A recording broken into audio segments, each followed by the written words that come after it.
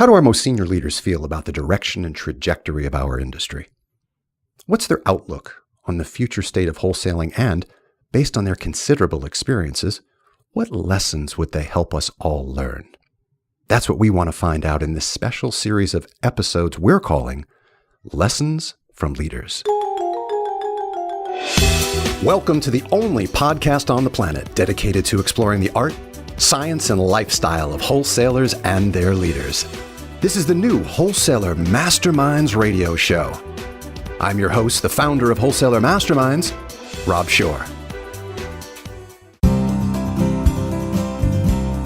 This episode of Lessons from Leaders is sponsored by the Money Management Institute and their Center for Distribution Excellence.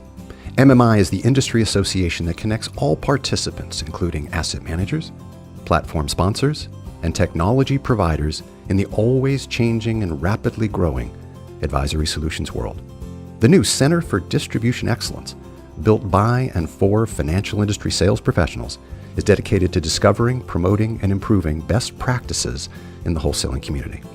In Industry First, the Center brings together a comprehensive suite of events, networking opportunities, and educational resources, all designed to help sales professionals interact with their counterparts from across the industry and learn from the best of the best. For more information about the Center for Distribution Excellence, call MMI at 646-868-8500. That's 646-868-8500, or visit mminst.org.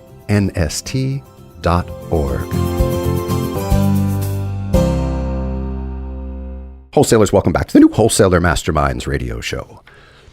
These are the very special episodes that we're doing around lessons from leaders. And, wholesalers, if you're thinking about lessons from leaders, it's awfully instructive if we take some time to learn what they're hearing from the handful or so of seasoned industry consultants and professionals whose jobs it is to observe what's going on in our industry and to report those findings back to our industry, and particularly the senior leaders whose decisions shape the future of how we all face off against advisors, et cetera.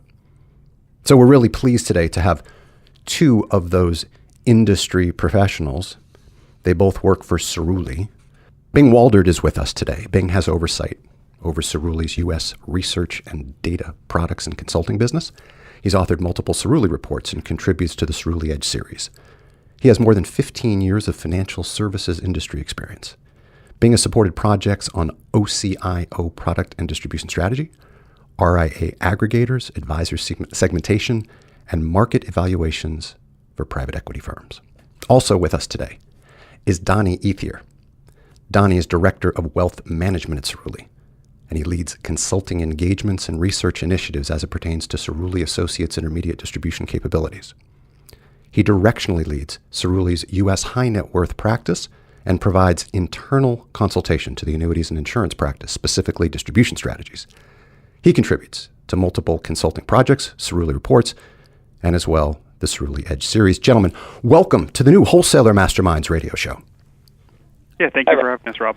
So glad that you could be here. So let me set the stage for our audience. So what happened was, if you turn the clock back to February 2018, MMI, the sponsor of this podcast, held their distribution leadership forum, which took place at the Yale Club in New York. And I was honored to be asked to come in and speak as the owner-operator of Wholesaler Masterminds, and also on the agenda was Bing doing his outlook about the industry, sharing information about research. So I called Bing and I said, this really would make some excellent discussion topics for our audience of wholesalers and leaders. And he and Donnie are gracious enough to join us today. So Bing, let's just roll right in. So this is all under the premise of the landscape is changing. There is seismic shifting, depending on where you live, that is going to be felt throughout the industry. And one of the things we were talking about is the skill that's necessary, the skill that needs to be developed by wholesalers to prepare for this world ahead. And there's two different things, right? There's the technical expertise, and there's also the behavioral expertise. And I think we should get after them. But let's start with the kind of basic question. What kind of skills are wholesalers going to need to develop in order to be prepared for the world that is ahead? Yeah, thank you, Rob. I think as we think about what does that wholesaler skill set look like going forward, I think one of the things we're obsessed with at Cerulli Associates is not just understanding the asset manager point of view, but really helping the asset manager understand what the needs are of that end buyer. And in this case, these are financial advisors. And I think key to, I guess, maybe this entire conversation today is that our expectation is that the full-service wealth management industry, as we know it, starts to contract. It becomes made up of fewer, larger advisor teams. And there's really two things that are going to cause this. The first one is demographics, right? The average age of an advisor is about 50 years old. Better than half of advisors are over the age of 55. And so we're really staring down as an industry what we're thinking of as a succession cliff. About a quarter of the industry's advisors are telling us that they're going to retire six to 10 years in the future. And at some point, the industry's ability to onboard new talent is going to be eclipsed by advisors retiring. Let me make sure I say that back, because I think it was a really important fact that you just suggested. I thought I heard you say 25% of financial advisors will phase out of the business over the course of the next 6 to 10 years and essentially not be replaced by new recruits. Is that the essence of what I heard you say? That's exactly right, Rob. Mm-hmm. You and I want to make sure this comes out, and maybe it's coming and I'm spoiling the thunder, but you said something to me in a prior discussion, which I thought was really interesting. And that was kind of the class of advisors. You had mentioned to me there'll be a class of advisors that survives but doesn't thrive. And that was really instructive. So if you weren't planning on hitting that, I want you to hit on that too, please. Yeah, no, absolutely, and I guess I think the other thing that's going on here, right, and important as you understand to understand this is there is this, automation tools are starting to come into the wealth management industry. So part of our thesis here too is that the low to middle end of consumer needs are going to be served increasingly by automated solutions. There'll be human assistance associated with that. So ultimately, I think the way we would think of this is almost a three-tiered wealth management industry, right? At the foundation of that, you have these highly automated solutions, again, with human assistance in many cases. At this middle end, you'll have advisors who are doing okay, right? Their businesses might not be in net flows. They might be feeling some demographic pressures in their businesses as well. There'll be assets there, but I think that we believe that there'll be this fairly dominant high end of very large advisor teams working with fewer, more wealthy clients. But ultimately what we're seeing with these very wealthy clients is that they are demanding really complex, customized solutions that need to be provided by these advisor teams. And as wholesalers' skill sets need to change to match these advisors in the way that they're doing business, it does start to raise the bar both from a hard skills but also a soft skills standpoint. From a hard skills standpoint, the wholesaler needs to have that ability to, again, work with these teams that are providing really bespoke solutions to wealthy clients. But by the same token, in the softer skills, that lone wolf wholesaler isn't going to exist anymore, right? They need to be able to draw on the intellectual capital of the firm that they work for and bring in fairly specialized resources around different products, around different processes, to serve these really sophisticated teams. Let's unpack that a little bit, and we're going to actually unpack all of that in the upcoming questions. But I do want to just focus for a moment on that behavioral idea. Yeah, absolutely. And the the metaphor that comes to mind is wholesalers need to, as an evolution of this business, we'll need to get more comfortable with an open kimono, right? Right. It kind of started, as I observe it, and please, I want your feedback, and Donnie as well. Yep. As I observe it, this kind of started with data. As soon as data became available, wholesalers felt like management was getting in their shorts. Right. And now the thesis that will be further discussed here is that the individual wholesalers, you said the lone wolf wholesaler, will become a relic, especially as firms wish to face off against larger advisor teams. Right. And so they're going to need to still give up more what they would consider to be control, if you will, Right. to be able to tap the resources of their firm and access those large advisor teams. Is that all a fair statement? Yeah, no, absolutely right. And again, I think it's, at each step of the value chain here, right? The question becomes how do you match the needs of that buyer? And so for the advisor team, again, they're trying to deliver these fairly customized solutions to fairly discerning buyers of products, and then but ultimately for a wholesaler to work with that advisor, they can't be subject matter experts on everything. They've got to have some sophistication of their own, but they've got to be willing to draw on those specialized resources that are put in and around them in their firm. And I think this has always been a really hard skill for anybody, but it's especially been a really hard skill for a salesperson to, bring in other people, introduce them to the relationship, because there's, I think that every salesperson is afraid that you're going to, by introducing that new personality, you're somehow putting that relationship in danger. But again, I think given the the increasingly sophisticated needs of these advisors, it's going to become necessary. Well, it's also a trust issue. I mean, when you say put it in danger, I mean, if I'm the salesperson, I have to trust. And oh, by the way, my partners in crime that make up this elite team that faces off against the advisor group, they need to be proficient. And so there's responsibility on both sides, is there not? I mean, if I'm a wholesaler, I need to trust that the product specialist that I bring in, the PM that I bring in, the key account person that I bring in, whatever that is, and we'll talk more about what that team looks like and how we talk with them, et cetera. But I have to really trust that they have the proficiencies that I think I have and demonstrate the same level of communication and skill, et cetera, that I have in order to form that cogent team you speak of. Yeah, absolutely. So I think it's one, the wholesaler, quote unquote, owns that relationship. But I think what's interesting about this is it does put an onus in many cases on that specialist as well to, one, perform at a high level, but two, almost to be constantly in communication with that wholesaler of, here's who I am, here's what's going on, here's the skills that I bring to the table, such that when that opportunity does present itself, one, the wholesaler can recognize it, the wholesaler can triage it on their own, but ultimately that they are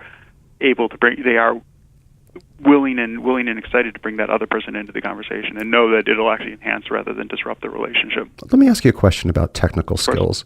So Michael Kitces did a video, I don't know, it was 8-10 minutes. I saw it posted up on our website, told wholesalers in all of our LinkedIn groups they should look at it, because it was a really good advisor's eye view on what it's going to take for wholesalers to succeed in the future. Again, it was an advisor's eye view. And one of the things that he said was education in the form of credentialing was hugely important, right? CHFC, SEMA, et cetera, hugely important. What is your research borne out? So if we're talking about both technical and behavioral improvements that wholesalers need to make, let's talk about technical in this case is in the form of credentials. What are you seeing bear out on that side? The credentials are important, but the credentials are only valuable if you can apply that knowledge. So I think the way I've often described this to our clients is they need to have that SEMA level or CPWA level or that CFP level knowledge. And whether I think there are people who earn designations who don't necessarily know how to take and then apply that knowledge on the fly. So I think the credentialing can be important, but I think what's more important is to have that credential level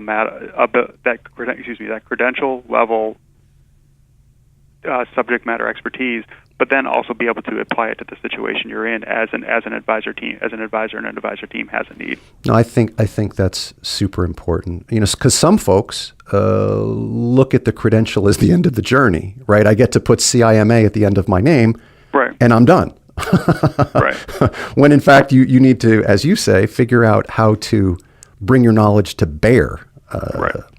All right, let's go on. And just as a quickly, I think the way I think of this, right, is that again, I think that education probably is the common thread that runs through this. But the way I often describe this to our clients is that wholesaler's got to be able to get up at a broker dealer custodian regional meeting and be able to give an educational presentation in a credible way, right? They almost have to be able to act as that educational keynote speaker in and of themselves in many cases. Mm-hmm. And I would. This is Donnie. Yeah, I would add, when you start thinking, and we'll discuss this in more in depth, but when you start thinking about the specialist being at around the wholesaling key account model, a lot of this is due to the trends that are happening within the wealth management. Right, so it's much more reactive, where CFAs are sitting within these teams, and right or wrong, in many cases, those CFAs want to sit across the table from other CFAs, right? So, I would argue trying to find a wholesaler that has a balance of relationship management skills and a CFA, that's a very tough person to find, and when you do find them, it's a very costly position, right? So, well, let's not forget, too, that they also have to have sales skills. Exactly. So, so there's the brilliant knowledge, often provided by advanced credentialing. There's the relationship management piece, and then they have to know how to sell. Exactly, and if you can find that unicorn, right, that's going to be a costly hire. So, I do think that is, we'll talk more about this, but I think what's happening on the wealth management level is really what's kind of driving a lot of these decisions being made at the asset management firms. Let's talk about this notion of key accounts. So when we had our first discussion, I heard you speaking about key accounts.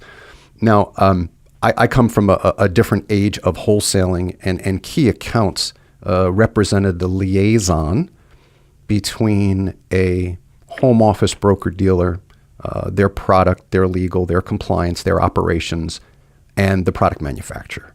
Right. And while that still is the case, you kind of call key accounts a new thing, and so we need to kind of shift people's perceptions on what the newness is. So let's do that. What becomes new about key accounts and viewing the advisor group through a key account lens?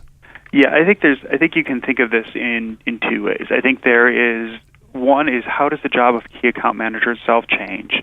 And then two, what is that skill set of a good key account manager, and how should a wholesaler be applying that to his or her business? So I think the role of the key account manager is changing in that no matter where you look in the asset management industry, there are fewer buyers than there were in the past. Every single segment that you look at in the asset management industry, record keepers, investment consultants, financial advisors, broker-dealers, RIAs, have all gone through a period of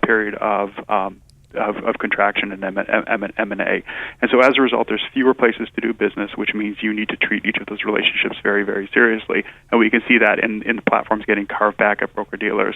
But I think what's more important to that is that you are seeing key account style buyers start to emerge in unexpected places, right? There are multi-advisor firms in the RIA channel, firms like Hightower, United Capital, Dynasty, that firms are starting to apply key account coverage to. You're seeing the same thing in the DC industry with this kind of rise of a very specialized consultant who's really highly focused on DC plans and operating at a level below national accounts. But most importantly, I think as you look at these, again, bigger advisor teams, they start to look, feel, act a little bit like a key account, right? It's going to be, think of an 8 to 10 person Merrill Lynch team, an 8 to 10 person RIA team. For that wholesaler to get to yes with that team, they've got to treat it like a miniature key account. And the old phrase is work the office from the front door to the back.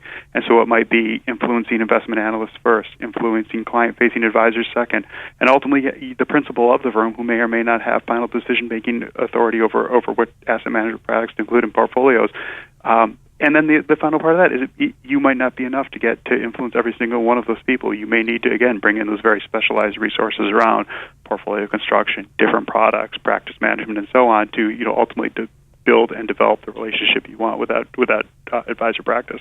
And for the biggest teams, because it strikes me how you kind of depicted that. It really rang a loud bell for me, the notion that though as a firm, we of course treat Merrill Lynch as a national account with key account managers, but now there's this whole different notion of, do their 50 largest teams, do their largest private wealth advisors, do they too qualify as key account worthy? Which means now they're aligned with different areas of our firm, right? And it maybe even have direct relationships with certain members of our firm because they're big enough to warrant it.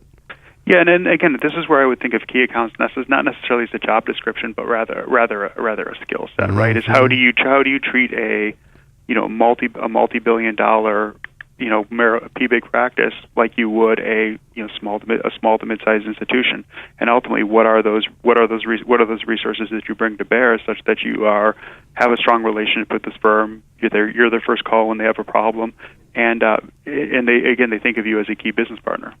Donnie, let's bring you into the conversation in a more significant way. I want to talk about the notion that it always has been, and to the extent that wholesaling exists, it always will be at its foundation a relationship business.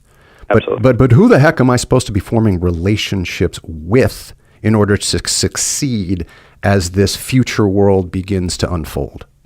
Yeah, I think I would absolutely echo Bing's comments. I think the biggest driver, right, and there's a few drivers behind what I'm going to say. It's very interesting when we kind of look at this push-pull that's going on between home offices trying to take greater control of investment processes, right? While advisors are resisting that, they feel that this is their value proposition. This is what they're paid to do. Likewise, we have home offices increasingly urging model use, right? And I think these are some of the things that, the day-to-day activities of key account skills is definitely growing, but Cerulli doesn't believe wholesaling is a dying art, right? But it is evolving, and these are the trends that are starting to move that. And I think when you start thinking about centralized due diligence, centralized portfolio construction, increased model use, or at least an urging to use models, ultimately what this is doing is this is creating, you could argue it's decreasing the need for kind of that quote-unquote traditional wholesaling, right? Because it's more of a top-down influence versus that traditional bottoms-up wholesaling approach. And again, this all speaks to that growing importance of key accounts and relationship management skills. But I think what's most relevant, and I'm going to echo Bing's comments here, is this undeniable move to larger team-based advisory practices. So let me give you a couple statistics, but greater than half of all practices across all intermediary channels are now team-based structures. Greater than half? More than half, okay. Close to the 60%. Most pronounced among independent hybrid RIAs as well as wirehouses. Okay, so now with that mindset, on average, there are 3 client-facing advisors on these teams, right? But a whole slew of other roles, and you have principals, owners, you have junior advisors, some are producing, some are non-producing, paraplanners, planning specialists. But most importantly is this practice-level investment research analyst. And these analysts and these teams are naturally among our asset managers' greatest targeted practices, right? So, for example, I'm going to throw a couple more stats at you here, but bear with me. 93% of practices with greater than $500 million in AUM operate in the team structure, as do about 80% of high net worth focused practices. Okay. So what we're starting to see is that asset managers, this is where it's kind of starting to evolve, right? As asset management distribution teams need to form a relationship in many cases with a combination of these professionals. But increasingly, more times than not, it's really coming down to that investment analyst. And it's really, this role is serving as essentially the next level gatekeeper, right? This is kind of that quote-unquote new norm.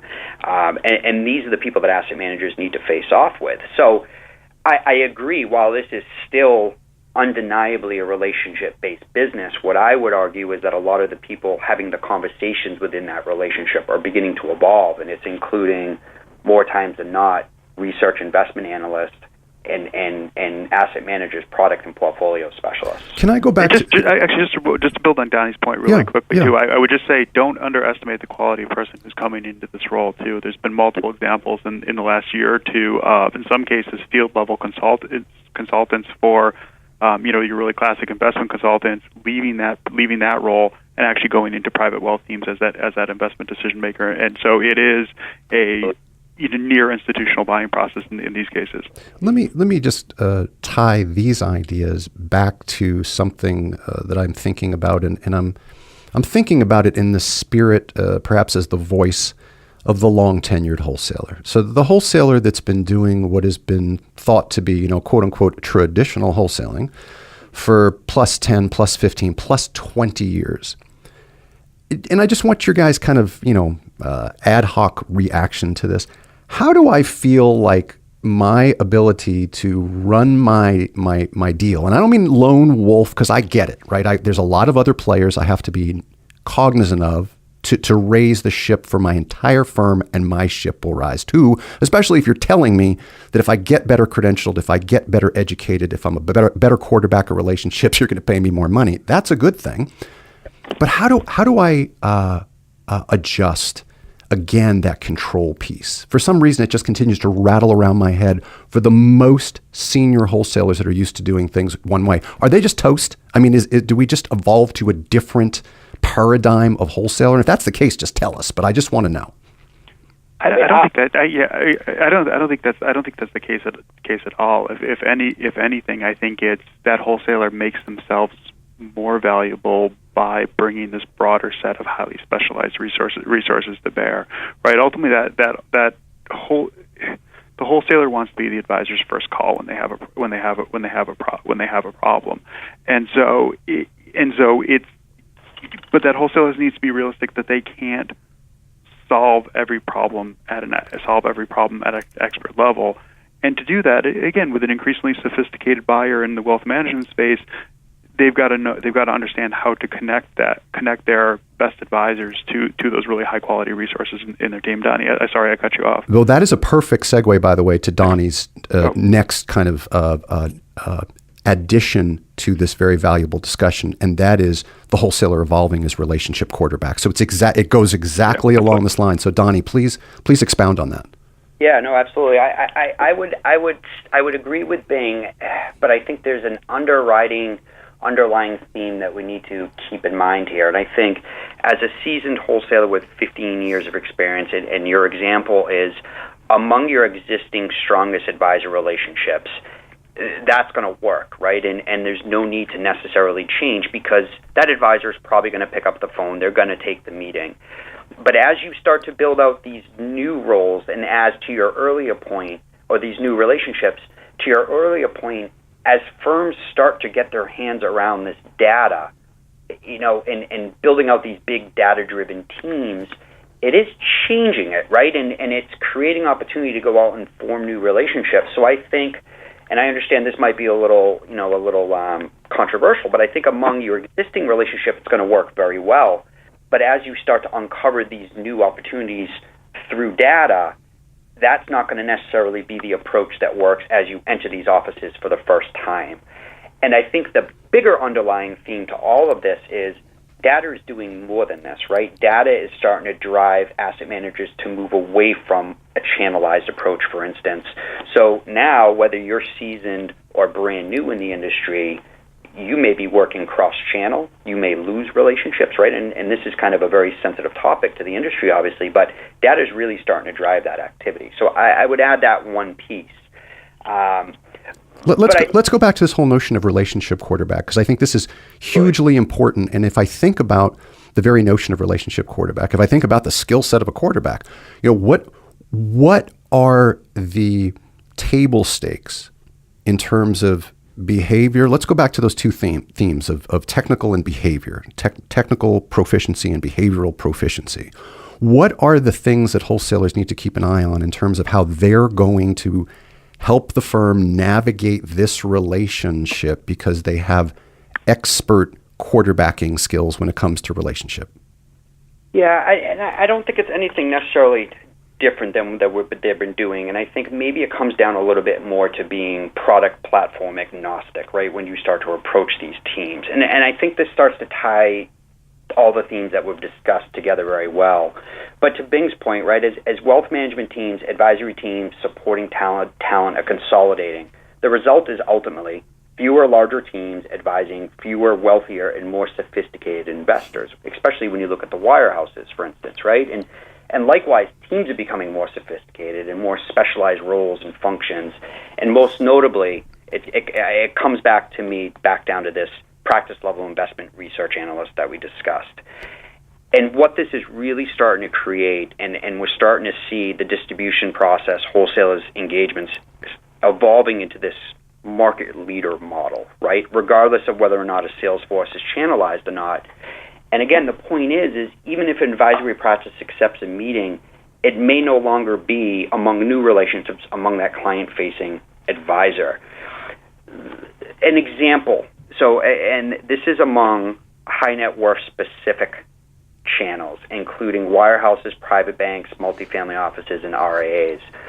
We surveyed these providers last year, and we asked them, who are the most common portfolio construction decision makers at your firm?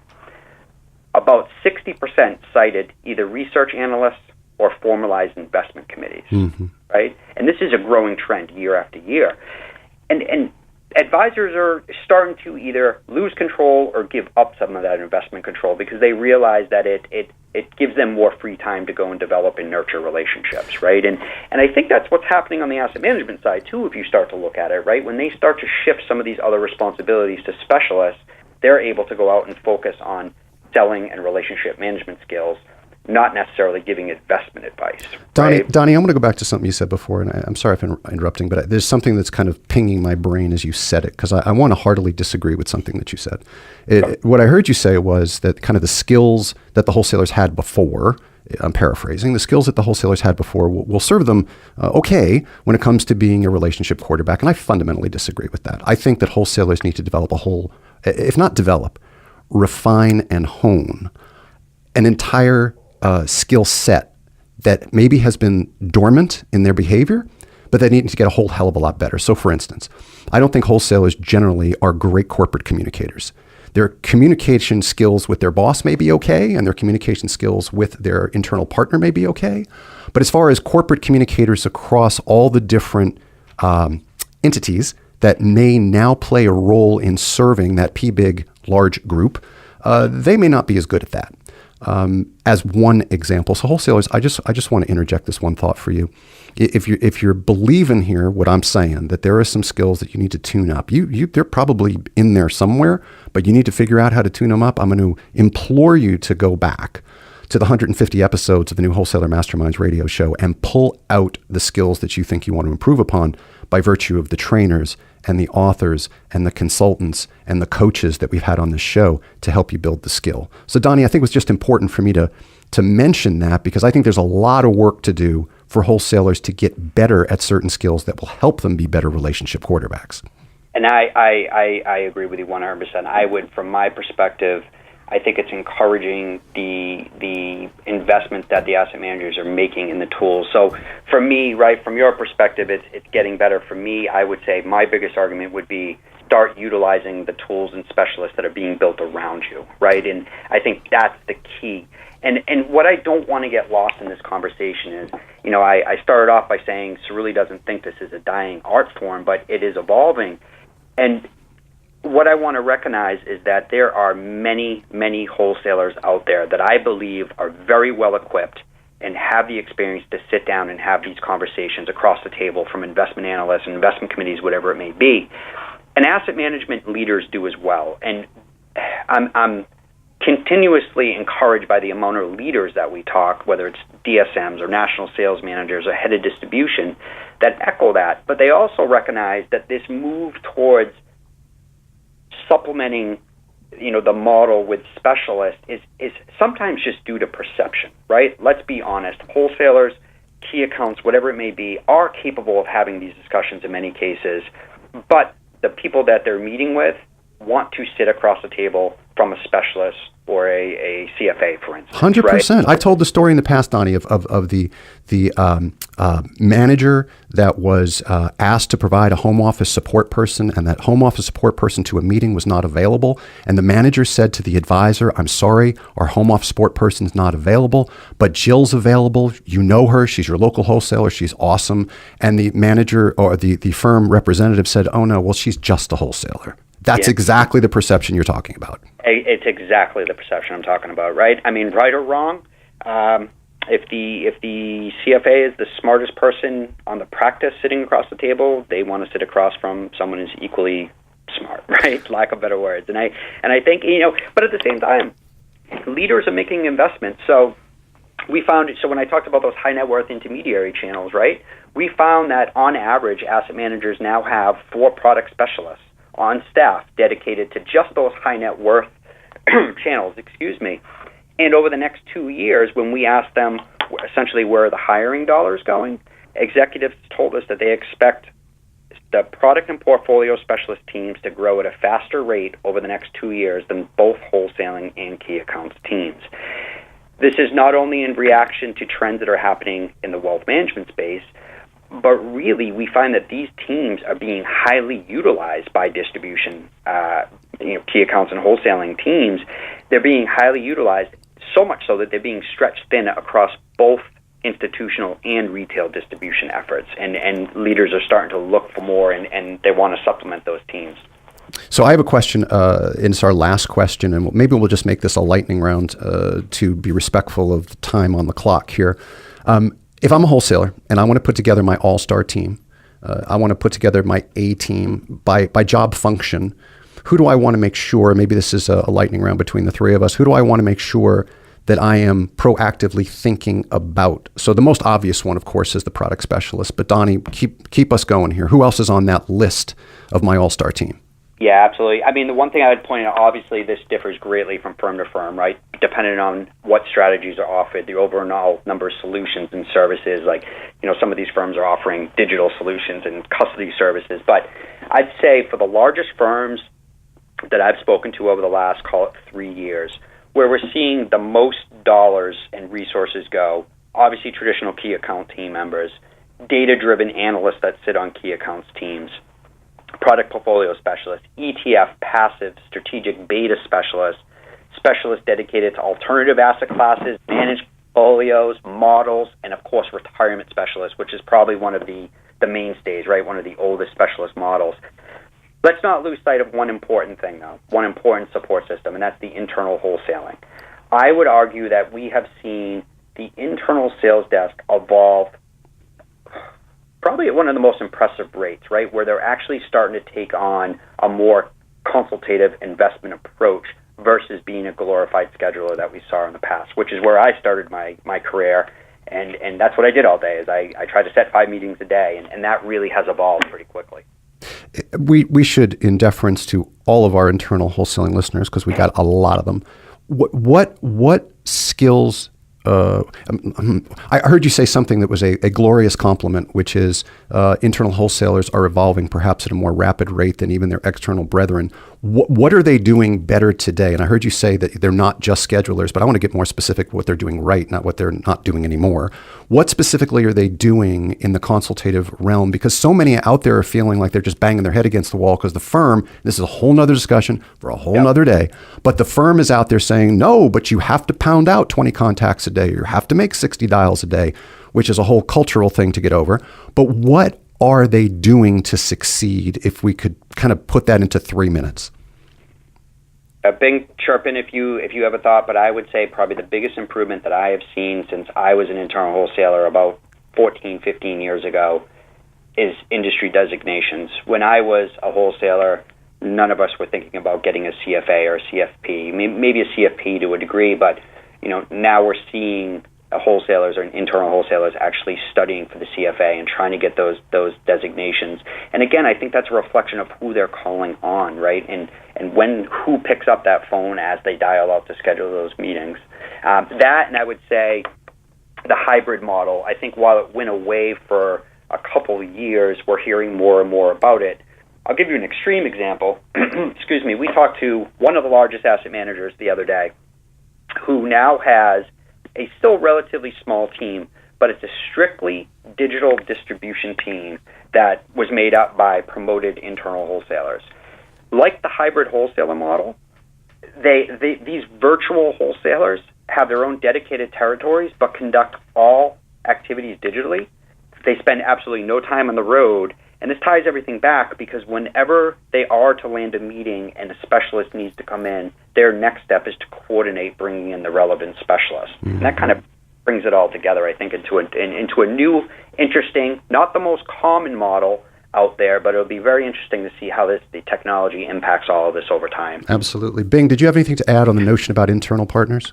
No, I would just build on Donnie's comments that I think the other two major changes here are technology and coordination. Right, technology in that they have, because of the GoToMeeting style technologies, they have that ability to show fairly significant data to the advisor, but also I think in coordination with that external partner to make sure that the internal wholesaler knows who he or she is targeting, the external knows who he or she is targeting, and I think most importantly they know why. Right, they know why, who the ideal target is for each of those roles, and how do you match the best skill set with the buyer. Yeah. Wholesalers, I hope you've enjoyed this conversation as much as I have. I hope it's been instructive and enlightening in a lot of cases. Bing Waldert and Donnie Ethier, thank you so much for joining us today. Thank you again for having us. Absolutely. Absolutely. Wholesalers, come back next time for another episode of Lessons from Leaders on the new Wholesaler Masterminds radio show. For more information about Wholesaler Masterminds, visit us at wholesalermasterminds.com. Find the new Wholesaler Masterminds radio show at Apple Podcasts, Stitcher, Google Play, and Spotify.